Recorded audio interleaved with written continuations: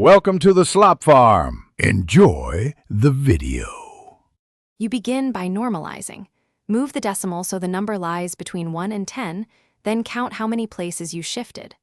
Once done, set the characteristic equal to that count for numbers above 1 or negative for numbers below 1.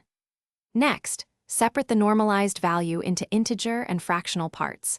The integer part gives the first digits for the table lookup, and the fractional part becomes the mantissa input. Make sure to keep the original decimal shifts in mind for the final. You now read the log table. Use the first two significant digits to find the row and column, then read the base mantissa value listed.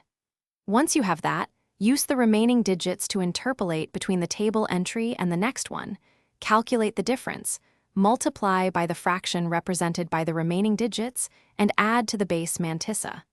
This gives a more precise mantissa. Make sure to use the same number of significant figures when matching table rows. You finish by adding the characteristic and the mantissa. The characteristic forms the integer part and the mantissa the decimal part of the log. Once assembled, convert back if needed for antilogs by reversing normalization. If the number was less than 1, make sure the characteristic is negative. That's a common source of error.